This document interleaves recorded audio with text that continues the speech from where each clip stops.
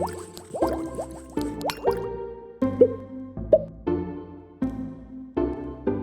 guys, welcome back today. So for today's unboxing, we are opening up the Project Home DIY box. I have opened up a couple of boxes previously from this company, and I love it for a hands-on activity, and it's home decor, which, as you guys know, that is my favorite box to unbox, is home decor subscription boxes. So if you would like to check out any of my past projects, I will post a card up above for you guys so you can take a look and see what I've created.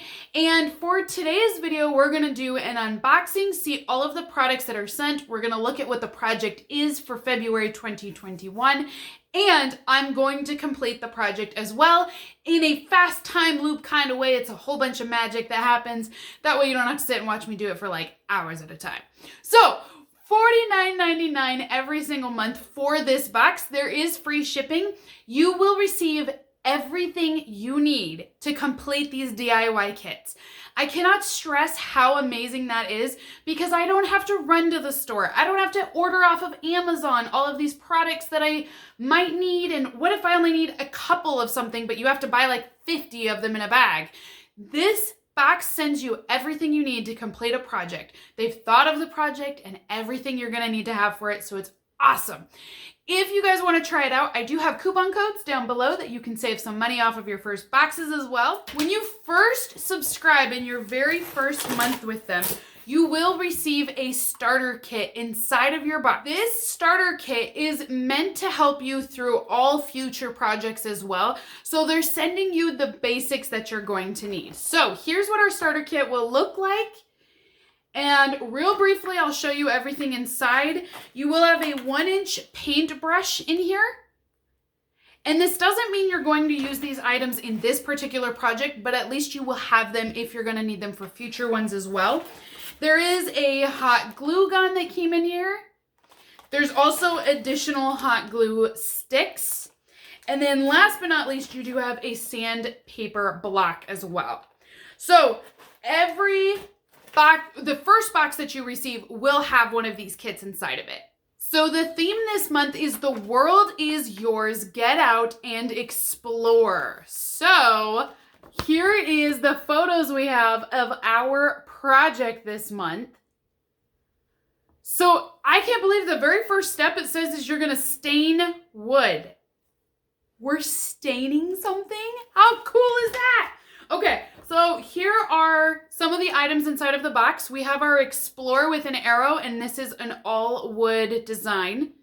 I've had one of these from them before, and they're real easy to work with. Then, holy bananas, I have wood planks inside of my box. And they're stamped even. Oh my goodness. There's 4 of these wood planks in here, you guys. I don't even know what to say, and they smell really good too. I love a fresh wood scent. Like, I don't know, I may just be crazy, but I really do, but they smell so good. Oh, and you know what else is nice? They're knotted up. I love seeing all of the texture and the knots in here. Look at that. That's really cool. Okay, so this is gonna be a very rustic aesthetic vibe that we have going on. I mean, it looks like we're able to create a map of all of the locations we have visited. So we can either do like a world map, or we could do a United States of America only map as well, depending on which one you want to feature.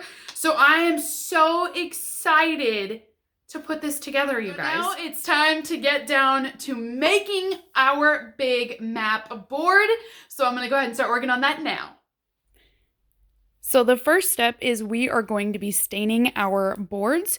Now you'll notice I started with a paper towel here. However, I did find that this wasn't the best to use for staining just because the stain would bleed through the paper towel very quickly.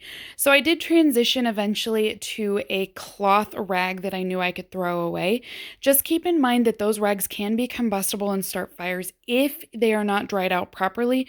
So if you use a cloth rag, just make sure it's completely dry before tossing that away. Now, another tip is to make sure you're staining with the grain. So you definitely want to work it in there and be fairly aggressive with it, but go with that grain and not against it or any swirl motions. Also, do not forget to stain your edges of the boards as well. These are a little rougher to work with, but it will eventually take at them. Then just flip the boards over on its side and make sure you get all of the remaining edges as well, including the back side also. Now, it's up to each person on how dark of stain they would like or how light it would be. I discovered that I really like the wood to look a lot darker than I did lighter, so you can always add more stain and change that look depending on what you prefer. There was more than enough stain sent in this box as well if you wanted to achieve that darker look. And then you just need to allow your boards to dry for about 15 minutes before we move on to our next step, which is using the decoupage and the paintbrush. Both items are included in your kit. So now we're just going to paint this decoupage on. It's basically a glue, and I did find you want to be heavy-handed with this step, otherwise your map will not stick to these stained boards. So definitely be generous when adding this glue on. And you're only going to put the decoupage on one side of the boards. After that, you're going to align these up so that they are straight and even, and they should fit together nicely. Next, we'll apply our map. You can choose between which side you would prefer. I went with the world map, and you'll just line this up so that it's even, work down from the middle, and then push it outwards so that way it will be flush against the boards, and make sure there are no bubbles and it's completely smooth. Take your time with this step if need be. Next is the part where we're going to cut between these boards. So making sure that you have a sharp razor blade, you will follow the seam slowly and pull that along to cut the paper in between each board. You will have a total of 4 planks when you are finished, so make sure that you cut each one of them. So the next step is to just separate our 4 planks then. It's okay if the edges are not completely sealed here, and if they look pretty rough, that's normal. We will take care of that in the next step as well. Just make sure that they are attached to the wood planks, and we'll get started on the edges then. So using the sand block that came with the kit, we're going to sand away from us in order to get a clean edge.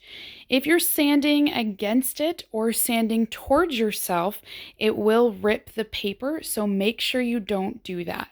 We want to sand away from us, and that will give us still a distressed look without harming the map or the paper itself. Once you're done sanding all of your edges, you will line up the back of your boards together and make sure they're even. Make sure the map is facing downwards. We're then going to attach our hardware to the back of it to secure it. There are detailed instructions in the kit to measure the distance of where these brackets should fit. Once you have those measured, you'll just screw in the screws that are provided. I found it was easier with a drill, but you could use these with a hand screwdriver as well.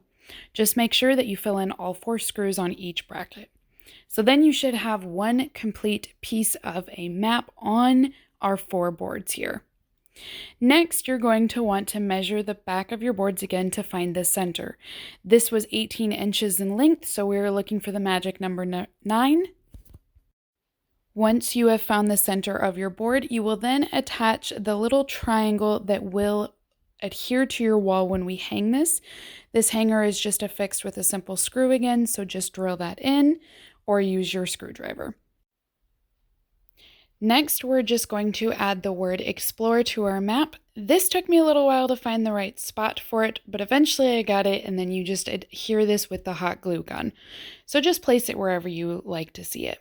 So here's an up-close shot of how it turned out then in the end. As you can see, I do like the distressed look, and I love how these edges turned out.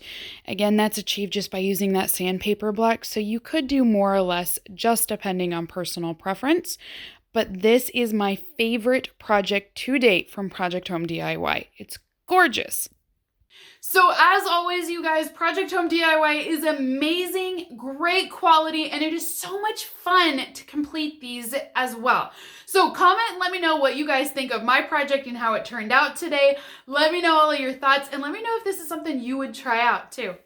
So until next time, have a safe, fantastic rest of the day, and I will see everybody soon. Bye!